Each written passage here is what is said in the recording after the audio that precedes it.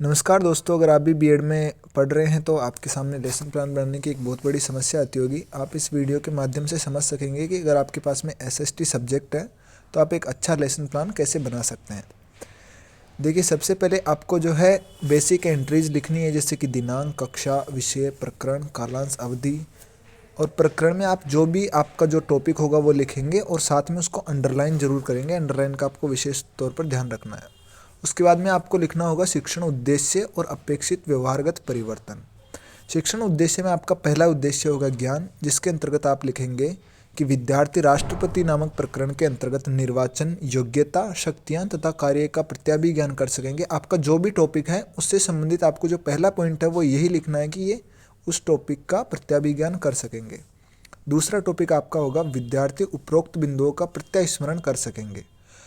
उसके बाद में दूसरा शिक्षण उद्देश्य आपका होगा वो होगा अवबोध।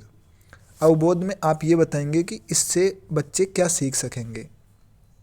तो उसमें होगा कि विद्यार्थी राष्ट्रपति प्रकरण को सुनकर अर्थ बोध कर सकेंगे, विद्यार्थी राष्ट्रपति प्रकरण को पढ़कर अर्थ ग्रहण कर सकेंगे, विद्यार्थी राष्ट्रपति प्रकरण को पढ़कर उसकी योग्यता, शक्तियों व कार्यों का तुलनात्मक अध्ययन कर सकेंगे। तीसरा आपका शिक्षण उद्देश्य होगा ज्ञानोपयोग, मतलब जो बच्चों ने आज सीखा है उसका वो कहाँ कहाँ उपयोग कर पाएंगे। तो इसमें आप पहला जो टॉपिक होगा वो लिखेंगे विद्यार्थी राष्ट्रपति की भूमिका, शक्तियाँ एवं इसके कार्यों का महत्व समझ सकेंगे, विद्यार्थी राष्ट्रपति के कार्यों एवं शक्तियों की समीक्षा कर सकेंगे, विद्यार्थी राष्ट्रपति से संबंधित गतिविधियों का उपयोग उच्च कक्षाओं के अध्ययन में कर सकेंगे। आपके पास कोई भी सब्जेक्ट है, आप ये एक कॉमन पॉइंट है जो लिख सकते हैं कि इससे संबंधित ज्ञान का उच्च कक्षा में बच्चे जो है स्थानांतरण कर सकते हैं और अध्ययन में उपयोग ले सकते हैं। चौथा पॉइंट आप लिख सकते हैं इसमें कि विद्यार्थी राष्ट्रपति से संबंधित गतिविधियों का उपयोग अपने भावी जीवन में कर सकेंगे। जो चौथा आपका शिक्षण उद्देश्य होगा वो होगा कौशल। कौशल की इस टॉपिक को पढ़ने के बाद में बच्चे कौन से ऐसी चीज़ें हैं जो अपने व्यवहार में उतार सकेंगे। इसमें देखिए, जैसे कि पहला पॉइंट है कि विद्यार्थी राष्ट्रपति से संबंधित कार्यों, शक्तियों को चार्ट के माध्यम से समझा सकेंगे किसी और को। विद्यार्थी राष्ट्रपति से संबंधित चार्ट बना सकेंगे। आप एक या दो पॉइंट इसमें लिख सकते हैं। पांचवा जो आपका शिक्षण उद्देश्य होगा वो होगा अभिवृत्ति।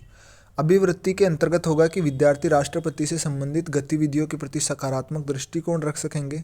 मतलब जो चेंजेज बच्चे में आपके टॉपिक के पढ़ाने के कारण आ रहे हैं वो चेंजेज आप इसमें लिखेंगे। दूसरा पॉइंट आप इसमें ऐड कर सकते हैं कि विद्यार्थी राष्ट्रपति से संबंधित दायित्व को राष्ट्रीयता के प्रति भावना का विकास कर सकेंगे। छठा पॉइंट आप इसमें लिख सकते हैं शिक्षण उद्देश्यों में, वो होगा अभिरुचि।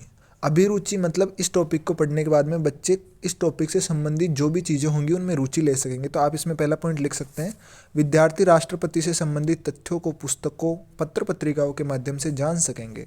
दूसरा पॉइंट आप इसमें लिख सकते हैं कि विद्यार्थी राष्ट्रपति से संबंधित वार्ता में भाग ले सकेंगे। जो भी स्कूल में अगर मान लो कोई कॉम्पिटिशन होता है राष्ट्रपति से संबंधित तो बच्चे उसमें पार्टिसिपेट कर सकते हैं।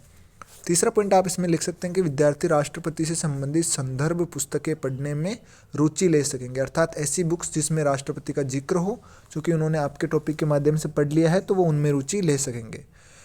जब आप ये कंप्लीट कर लेंगे शिक्षण उद्देश्य और अपेक्षित व्यवहारगत परिवर्तन, उसके बाद में नेक्स्ट जो आपको एंट्रीज करनी होंगी वो होगी सहायक सामग्री। सहायक सामग्री में मान लीजिए जैसे आप राष्ट्रपति पढ़ा रहे हैं तो उसकी कार्य शक्तियाँ, कौन से अनुच्छेद में उनका जिक्र है, इन सबसे संबंधित चार्ट बना करके ले जा सकते हैं। तो वो लिखेंगे संबंधित चार्ट और कक्षोपयोगी उपकरण। आप इस कक्षोपयोगी उपकरण में चार्ट, ब्लैक बोर्ड, चौक, डस्टर, मार्कर इत्यादि ये सब भी लिख सकते हैं। उसके बाद में आप लिखेंगे विधि, जिस विधि का उपयोग आप अपने टॉपिक को पढ़ाने के लिए कर रहे हैं। जैसे इस टॉपिक को पढ़ाने के लिए एंड में जो होगी वो होगी मूल्यांकन उपागम। उसके साथ में विधि के साथ में आपको प्रविधि लिखनी है, जैसे कि जो विधि की जो सहयोगी होती है, प्रश्नोत्तर, उदाहरण, व्याख्या, ये सब।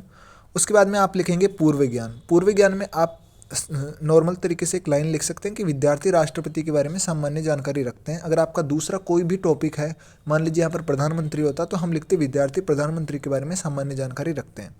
उसके बाद में शुरू होगी आपकी प्रस्तावना।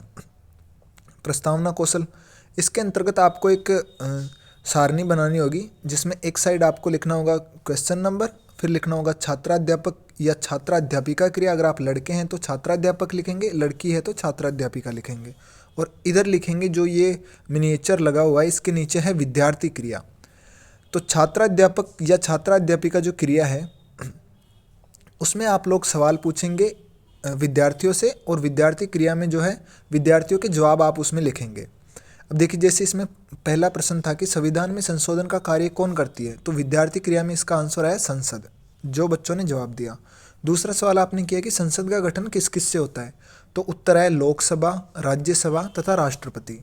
अब इसमें से राष्ट्रपति निकल के आ गए, तो आप तीसरा सवाल करेंगे राष्ट्रपति के बारे में आप क्या जानते हैं, तो समस्यात्मक या फिर संभावित उत्तर। हो सकता है कुछ बच्चे इसका आंसर दे दे, लेकिन अधिकतर कोई आंसर नहीं आ रहा होगा, तो यही आप आज का आपका टॉपिक होगा। तो उसके बाद में आप लिखेंगे उद्देश्य कथन। उसमें आप लिखेंगे कि तो आज हम राष्ट्रपति के बारे में विस्तार पूर्वक अध्ययन करेंगे। इसी प्रकार से आपका जो भी टॉपिक होगा उसका उद्देश्य कथन आप लिख सकते हैं कि हम इस टॉपिक के बारे में आज विस्तार पूर्वक अध्ययन करेंगे। इसके बाद में होगा आपकी प्रेजेंटेशन, प्रस्तुतिकरण। प्रस्तुतिकरण में जो है वही आपको एक सारणी बनानी है, जिसमें पहला पॉइंट होगा शिक्षण बिंदु, दूसरा होगा छात्राध्यापक या छात्राध्यापिका क्रिया, तीसरा होगा विद्यार्थी क्रिया, और चौथा होगा श्यामपट्ट सार। शिक्षण बिंदु में आपको सिंपली करना है 2 या 3 पॉइंट्स में अपने पूरे टॉपिक को आपको कवर करना है। जैसे पहला पॉइंट आपने ले लिया राष्ट्रपति का निर्वाचन, दूसरा पॉइंट ले लिया राष्ट्रपति का कार्यकाल, और तीसरा पॉइंट ले लिया राष्ट्रपति की शक्तियाँ। 3 पॉइंट्स में जो है आप इसको अच्छे से कवर करेंगे। ये 2 से 3 पेज में आपका बनना चाहिए। अब देखिए, जैसे इसमें पहला होगा राष्ट्रपति का निर्वाचन, तो सबसे पहले आप क्या करेंगे, सबसे पहले आप विकासात्मक प्रश्न पूछेंगे, अर्थात ऐसे प्रश्न जिससे आप राष्ट्रपति निकलवा के फिर राष्ट्रपति के बारे में पढ़ा पाए, राष्ट्रपति की निर्वाचन जो प्रणाली है उसको आप पढ़ा पाए। तो जैसे आप सबसे पहला प्रश्न आपने किया, संसदीय शासन प्रणाली के कितने अंग हैं, बच्चों का आंसर आया 2। कौन कौन से, कार्यपालिका और व्यवस्थापिका। फिर आप पूछेंगे कार्यपालिका का गठन किसके द्वारा किया जाता है, तो फिर बच्चों का आंसर आएगा राष्ट्रपति, मंत्रिपरिषद, प्रधानमंत्री द्वारा। तीसरा प्रश्न आपने पूछा राष्ट्रपति के निर्वाचन के बारे में आप क्या जानते हैं, तो ये जो है एक समस्यात्मक प्रश्न हो गया। अब यहाँ से आप अपना टॉपिक शुरू करेंगे। फिर आपको यहाँ पर लिखना होगा छात्राध्यापक या छात्राध्यापिका कथन, और यहाँ से आप अपना जो टॉपिक है, जैसे राष्ट्रपति का निर्वाचन जो पॉइंट है, इसको पूरा आप डिस्क्राइब करेंगे कि इसमें हम लोग क्या क्या आज सीख रहे हैं।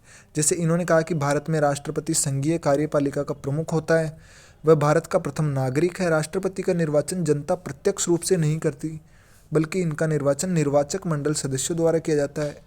इस निर्वाचक मंडल में संसद के दोनों सदनों के निर्वाचित सदस्य, राज्य या संघ शासित प्रदेशों के विशाल सभा के निर्वाचित सदस्य शामिल होते हैं। आयु जो है 35 वर्ष व लोकसभा सदस्य की योग्यता, ये शासन का संवैधानिक अध्यक्ष भी होता है।